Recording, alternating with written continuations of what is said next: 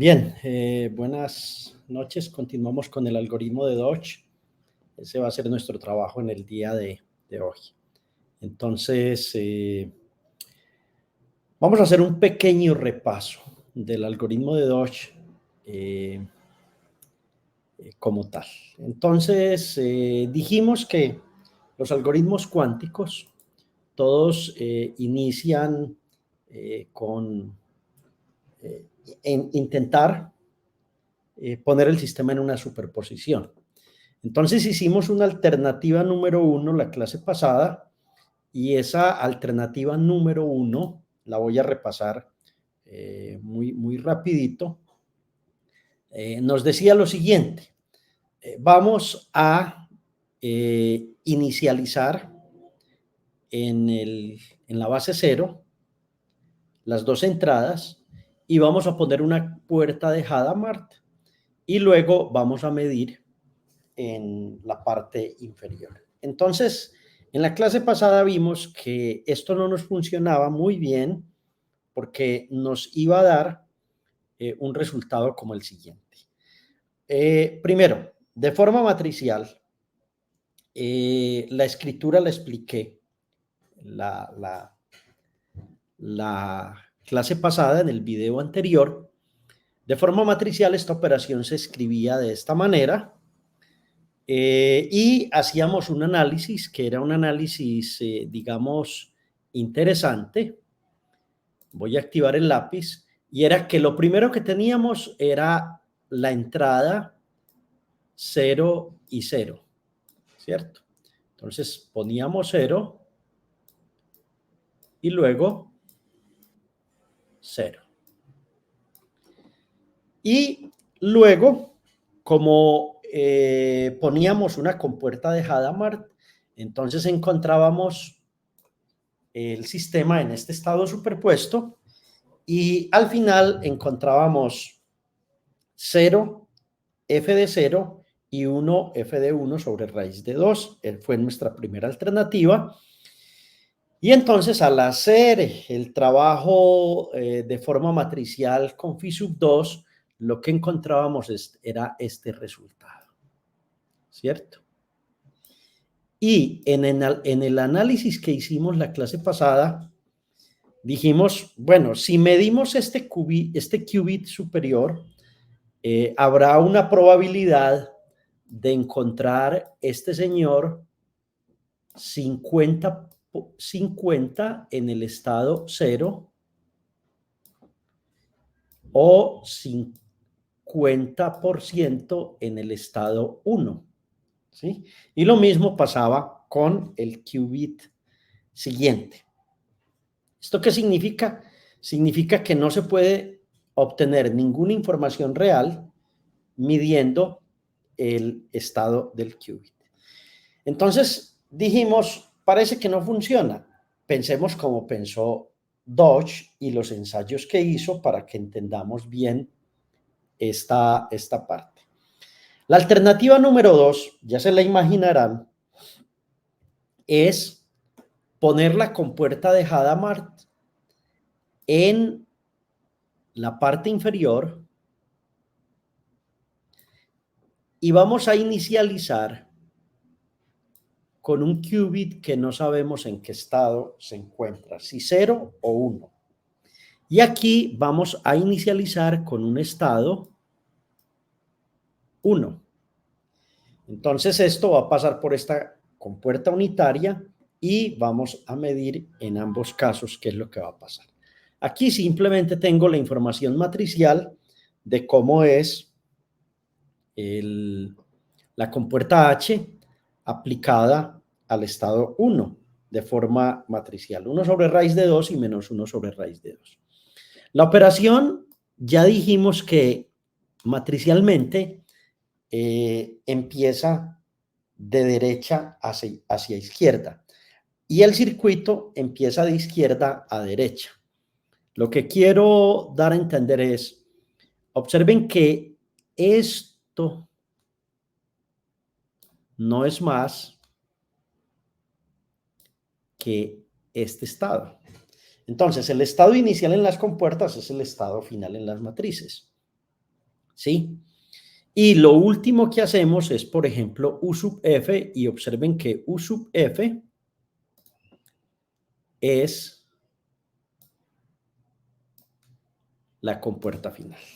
Entonces, es bastante interesante cuando uno es capaz de moverse tanto en esta notación y de esta notación es capaz de reconstruir el circuito cuántico que tiene. Veamos qué pasa en estos tres estados. Entonces, ya les había mostrado que esto lo dividimos como en el estado phi sub 0, ¿cierto?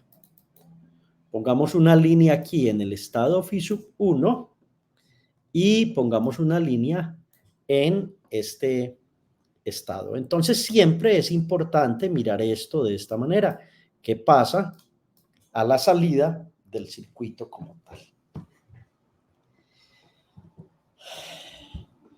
No es difícil darse cuenta que el estado hasta la parte punteada no es más que el qubit X y el qubit 1 en un producto que ya conocemos en esta notación de Dirac. Esto, al pasar por phi sub 1, lo único que estamos haciendo es separando esto y obteniendo la compuerta de Hadamard para el estado 1. Es decir, aquí lo único que se hizo fue una operación que ya hemos visto mucho, que es H aplicado al estado 1. ¿Cierto? Ya sabemos que da eso y está en la diapositiva anterior. Luego vamos a distribuir esto, ¿cierto? Lo distribuimos de la siguiente manera. Este con este con este, ¿sí? Y lo que obtenemos es estos dos valores. Ok. Entonces aquí vienen un par de operaciones que son muy interesantes. Observen que esto aquí, X, puede tener dos valores, ¿cierto? El valor 0 o el valor 1, ¿cierto? En ambos casos. Y aquí también X, pues puede tener los mismos dos valores. X puede ser el qubit de entrada 0, ¿cierto? O puede ser el qubit 1. Simplemente escribo 0, 1 porque como ya aquí puse esto en notación de Dirac, entonces pues sabemos que está dentro de un ket de Dirac S0 y S1. Ok. Esto tiene una forma de escribirse muy particular cuando pasa por la compuerta U sub F, ¿cierto? Que es la siguiente. Uno puede hacer esto de la siguiente manera. Obtener el X. Y entonces aquí, este signo menos se conserva.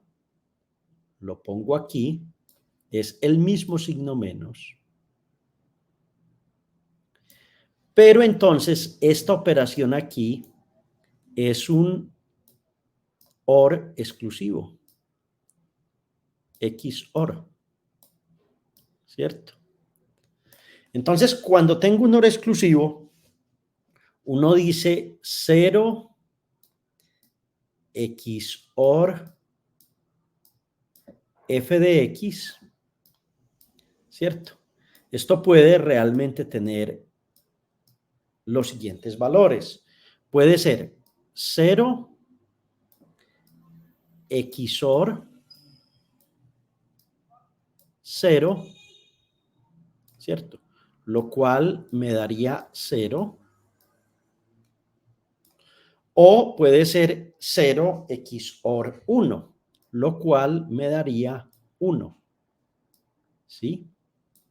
XOR 1. ¿Listo?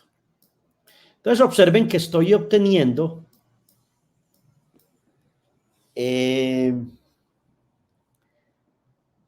0 y dependiendo de este valor obtengo aquí o 0 o 1. Y aquí obtengo lo mismo, 0 o 1, que es lo que quiero. Entonces lo que pasa aquí es esto, que esta operación se puede escribir de esta manera. Esto no va a dar más que el oráculo porque puede ser 0 o 1. Si, acuérdense si es equilibrada o si es balanceada o si es constante, ¿cierto? O puede dar la negación de esto. Es decir, ¿cuál es la negación de esto? Esto es la operación negación. Entonces, este se puede escribir como la negación aquí. Listo.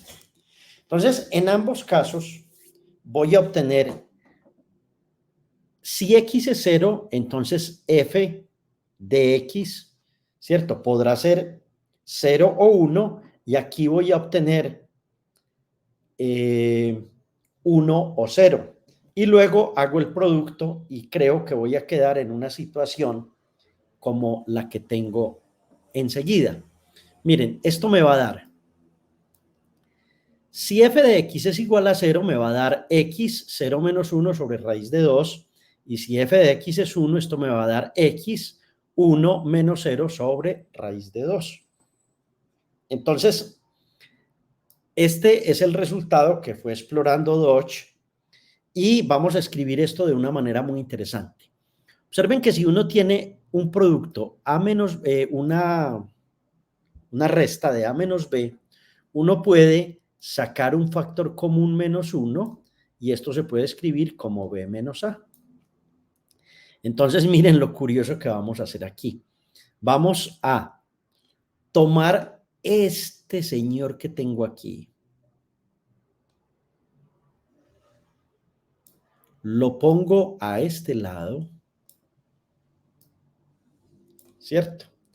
Y toda esta expresión, este X es también parte de esto, entonces vamos a juntar esta flechita aquí, esto con esto. Estas dos cosas se juntan y esto es esta parte. Listo. Pero, ¿qué va a ocurrir? Que este resultado va a estar afectado por este factor, menos 1 por f de x. Es probable que sea más fácil verlo a partir de esta resta, ¿cierto? De esta resta que tengo aquí en verde, ¿cierto? Entonces, uno puede sacar el menos 1, ponerlo a la f de x porque o vale 0 o vale 1, no hay más, ¿cierto? Y entonces es capaz de obtener el resultado que tengo en esta parte. Ustedes me dirán, profe, pero ¿por qué complicar tanto las cosas? Es decir, ¿cuál es el sentido de escribir esto de esta manera? Ese sentido lo van a descubrir cuando veamos estos algoritmos o ese algoritmo generalizado con el algoritmo de Deu-Jotza. ¿Qué pasaría si evaluamos el estado que hay aquí con esta X y el estado que tenemos aquí? ¿Cierto? Eso es lo que llamamos ahí inferior y superior dentro de esto. Entonces, si medimos ese qubit, el primero va a estar en el estado X, ¿cierto? Y el otro estará en el estado 0 o en el estado 1. Es decir, aquí lo único que vamos a obtener es, o obtenemos el estado X, o por Hadamard obtenemos 0, u obtenemos 1. Y esto no nos da ninguna información precisa de si la función es balanceada o la función es constante. Yo creo que ya sospechan ustedes cuál es la solución que hizo Dodge y por qué me demoré un poco con esto. Vamos a ver la alternativa número 3. Claro, ya probamos una. Probamos la primera con una entrada 0 y una entrada 0. Pusimos por aquí una compuerta H, ¿cierto? Y ya pues pusimos el resto de cosas que tiene esto, ¿cierto? O sea, la U sub F, lo demás, etcétera, etcétera. Esa fue nuestra primera alternativa. Y luego pues medimos aquí y pusimos nuestro medidor en este lado. Dijimos que esto no funcionaba porque esto nos daba 50% de obtener 0, 50% de obtener 1. Cambiamos luego y dijimos, no, venga, vamos a probar con una X, ¿cierto? Y vamos a probar con un 1.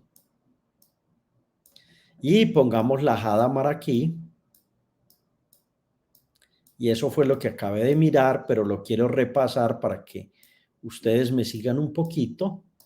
Y aquí tengo la compuerta U sub F, que es como tal esto. Entonces aquí tengo esto y aquí tengo esto. Y ya vimos que esto nos enredó más porque obtenemos o X, o 0, o 1.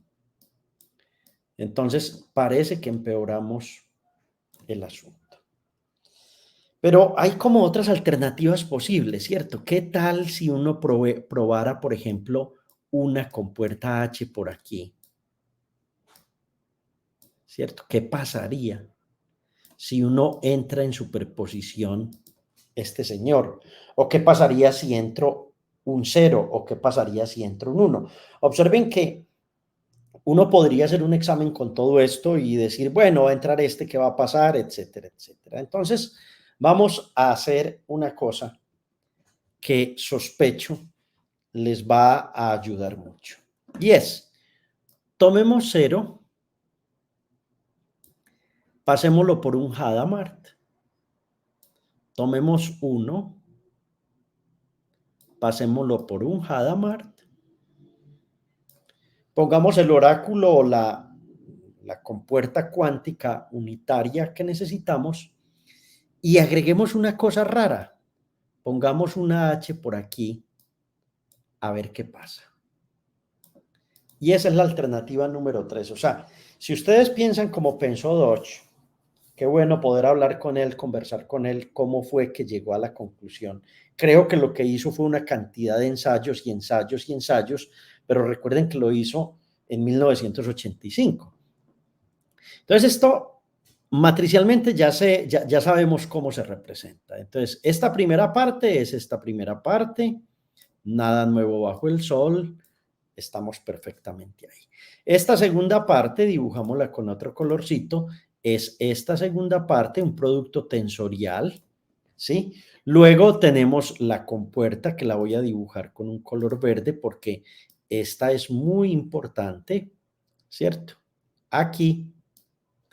Y al final vamos a tener un producto matricial de esta H por la identidad. Listo. Esto es un producto matricial de Hadamard por la matriz de identidad porque no podemos poner en notación matricial H simplemente matricialmente con un F. O sea, siempre que haya una compuerta por ahí sola la tenemos que poner de esta manera, esta de esta manera, estas dos no tienen ningún problema sobre esa línea y este señor ya lo conocemos. ¡Voilà! Vamos a ver qué pasa. Entonces empecemos a hacer la operación paso a paso. En el paso a paso, el estado 0,1 lo podemos representar matricialmente como esto, ¿cierto? Y lo que voy a obtener es en detalle lo siguiente. Phi sub 0 va a ser los dos qubits de entrada. Phi sub 1 va a ser la superposición de Hadamard aplicado a 0 y este señor va a ser Hadamard aplicado a 1. Nada nuevo bajo el sol. Hacemos la multiplicación y entonces vamos a obtener 0, 0, 1 menos 0, 1, 1, 0 y menos 1, 1. Vamos a poner estos signos más aquí simplemente por facilidad para leer y entender un poquito la notación, pero ahí lo único que hicimos fue la ley distributiva con respecto a la multiplicación. Y me acuerdo de cuando era yo un chico bachiller que aprendía eso. Matricialmente esto se puede escribir como más un medio, menos un medio, más un medio, menos un medio. Se suelen poner aquí estos símbolos también por facilidad y es una forma de notar cómo se escribe el algoritmo. Creo que hasta ahí no tenemos ningún problema. Esto es un lío de álgebra lineal. Bien, en la parte pasada nosotros aprendimos que esto se podía escribir, que había una operación que la podíamos escribir de esta manera cuando teníamos un qubit X de entrada, un qubit 1 aquí, hacíamos aquí una H y entonces vimos que cuando esto pasa por nuestra compuerta unitaria, entonces esto lo podíamos hacer, lo podíamos escribir en esta notación. Quien no haya entendido esa parte, le pido el favor que se devuelva. Si esto fuera un curso muy formal, entonces haríamos muchos ejercicios para que esto quedara sumamente claro y los propondríamos como tal. Pero entonces lo que vamos a obtener es lo siguiente. Este estado X, o más bien todo esto, lo podemos escribir como menos 1 f de 0, 0 más menos 1 f de 1, 1, repartiendo esto. Aquí lo único que hice fue darle valores a esta operación, ¿cierto? Le di valores a esa operación. Y esto lo vamos a multiplicar por esta cantidad que voy a poner en rojo, que no la tocamos para nada. Esta queda tal cual, tal cual, tal cual. Y aquí lo que estoy es repasando una notación que es muy útil en computación cuántica. Listo. Observen que si f de 0 es igual a 1, ¿cierto? Y f de 1 es igual a 0, entonces uno puede evaluar esta operación y obtener exactamente algo parecido a lo que teníamos, a lo que tenemos en este lado. Pero acuérdense que phi sub 1 no es más que hacer esto aquí. Listo. Esto es phi sub 0, esto es phi sub 1 y aquí phi sub 2, esa notación f menos 1 a la f de 0, etcétera, viene de esta compuerta particular.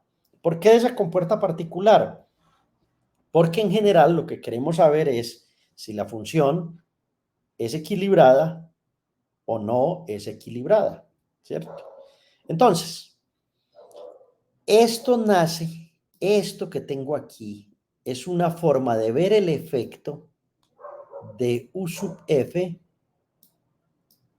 sobre este estado que teníamos en phi sub 1.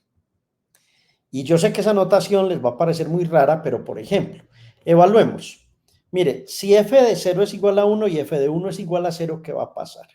Entonces, esto va a quedar menos 1 por 0 y más 1 por 1, entonces esto me va a dar esta cantidad. Listo. Esta cantidad uno la podría reescribir de esta manera, ¿cierto? Y esto, al reescribirse de esta manera, en esta notación, que es cuando ya la compuerta unitaria está actuando sobre el sistema, lo que vamos a obtener es esto o esto.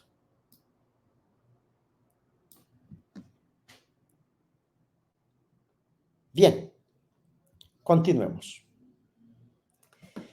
Al obtener esta cantidad, entonces phi sub 2, que era el enredo que teníamos en el lado de allá, se puede escribir como más o menos 1, el estado superpuesto, esto es H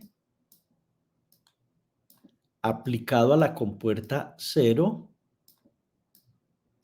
y esto es H aplicado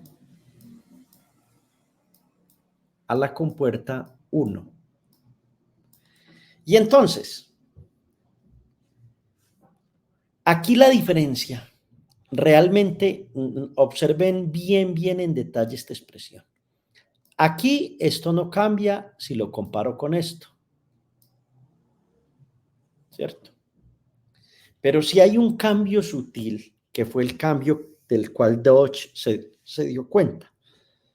Y es, observen que aquí tengo H de 0 y aquí tengo H de 1. Pero abajo tengo H de 0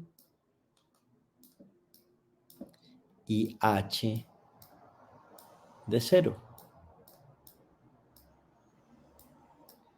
Esta operación nos dice lo siguiente. Si f es constante, va a ocurrir esto. ¿Por qué? Porque lo evaluamos desde esta parte. Si f es equilibrada, va a ocurrir que tengo esta salida.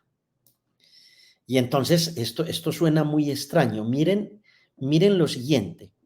Phi sub 2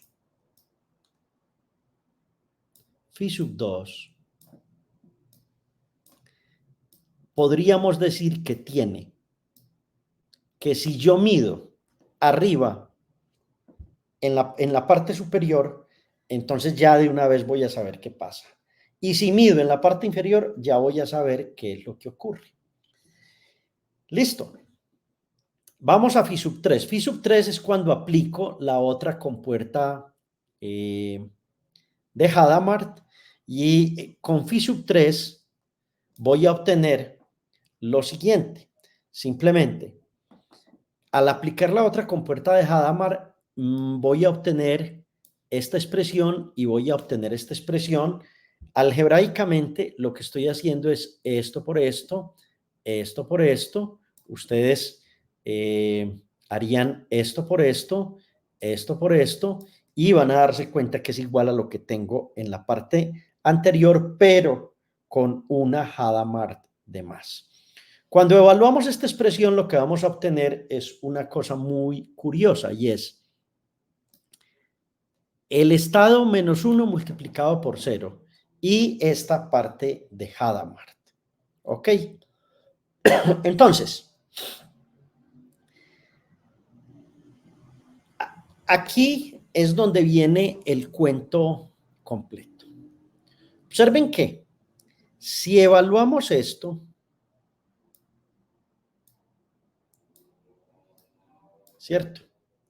En un solo paso, de una sola vez, vamos a saber si la función es constante o es balanceada. Y si evaluamos, o más bien veámoslo así. Espérense, yo borro esto. Voy a borrar esto. Veámoslo así. Más bien desde aquí. Si evaluamos esta parte de arriba, ¿cierto? De una buena vez, vamos a saber que f es constante. Y si evaluamos la parte de abajo, de una buena vez, vamos a saber que f está balanceada. Una sola evaluación de la función en lugar de dos evaluaciones que exige el algoritmo clásico. Entonces, uno dirá, pero profesor, qué jueguito tan simple o tan tonto, ¿para qué estamos haciendo esto? Miren esto. Vuelvo a lo que expliqué ahora. Acuérdense que en el algoritmo clásico teníamos que evaluar aquí f de 0 y f de 1. Aquí. Y luego evaluar los cuatro casos. ¿Sí? Entonces, digamos aquí que esto es el algoritmo clásico y digamos aquí que esto es el algoritmo clásico. ¿Cierto? En el algoritmo cuántico, lo único que hacemos es lo siguiente. Evaluar la parte superior de phi sub 3, ¿cierto? Y en la parte superior de phi sub 3, vemos que f es constante. En la parte, digamos, en la parte, abramos la llave y digamos que en la parte, aquí es la inferior. ¿Listo? Y aquí, ¿cierto? Digamos que lo que tenemos que evaluar es phi sub 3 en la parte superior. 1985. Piensen en ese año. Piensen en un hombre que había escuchado a Feynman hablar de que era posible calcular utilizando la mecánica cuántica. Y piensen en un primer algoritmo tan depurado como el que acaban de mostrar. Y depurado es en el sentido en que en lugar de dos operaciones de manera clásica, necesitamos una sola operación de forma cuántica. ¿Sí? Esto es como el santo grial en el sentido en que aquí se muestra que parece ser que la computación cuántica tiene algún sentido y que puede tener algún futuro y que en un futuro o muy lejano o muy cercano podría desarrollarse porque es posible resolver este algoritmo. Listo. Bueno, esto también podría verse de esta manera, podría hacerse de esta manera, tomando esto, aquí observen la compuerta H, ¿cierto? No hay ningún problema en poner estas compuertas unitarias de esa manera, y creo que con eso termina nuestra charla de hoy. En la siguiente charla vamos a resolver este algoritmo o lo va a resolver Cristian en Python. Entonces ahí sí van a ver ustedes como el poderío del algoritmo, como, con razón. ¿Qué les va a costar a ustedes entender en Python? ¿Cómo se construye esta función o esta matriz unitaria? ¿Cierto? Uno se queda como pensando, bueno, y a través de compuertas cuánticas, ¿cómo construyo esto? Entonces ustedes van a ver unas líneas de código relativamente sencillas donde vamos a poder hacer esta parte. Y lo otro que les digo es lo siguiente. Hay un conjunto de ejercicios en varios textos que muestran cómo fue históricamente este desarrollo y que le muestran a uno que lo que Dodge hizo fue el primer caso, el segundo caso, el tercer caso, el cuarto caso, y que en cada uno de ellos él escribió la matriz correspondiente a cada uno de esos casos, ¿cierto? Entonces, un ejercicio es, por ejemplo, escribir la matriz correspondiente, desarrollar cada uno de los casos, mirar qué pasa con cada uno. Es un ejercicio matemático bastante bonito que nos puede conducir muy bien a esta parte. Antes de terminar, y como dicen los literatos, como colofón a esto, ¿sí?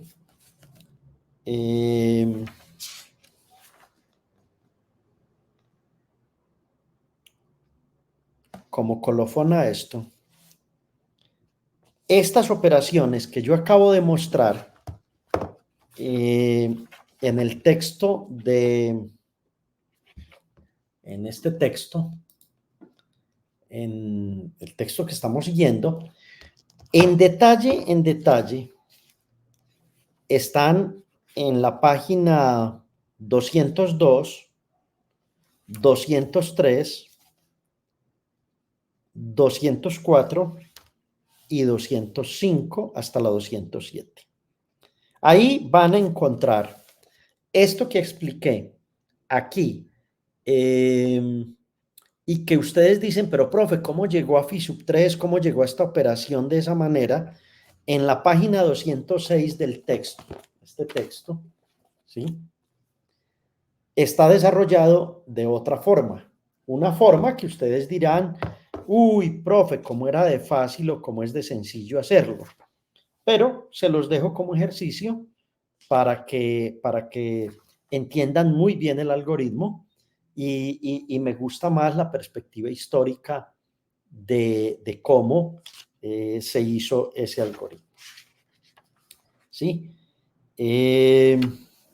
Luego seguiremos con el algoritmo de Deo-Jotza, que es un poder de algoritmo, y ya continuaremos con algoritmos mucho más avanzados. Este tema, yo sé que les puede parecer como, wow, profe, qué cosa tan extraña. De verdad, la naturaleza es muy extraña, muy hermosa. Y bueno, estar vivos es un milagro y la matemática es uno de los inventos humanos más hermosos que podamos tener también. Claramente, como el método científico. Se cuidan mucho, muchos éxitos y recuerden entonces que pueden repasar esto un poco en esas páginas del texto guía que tenemos. Ok, chao, chao, bye, bye, éxitos.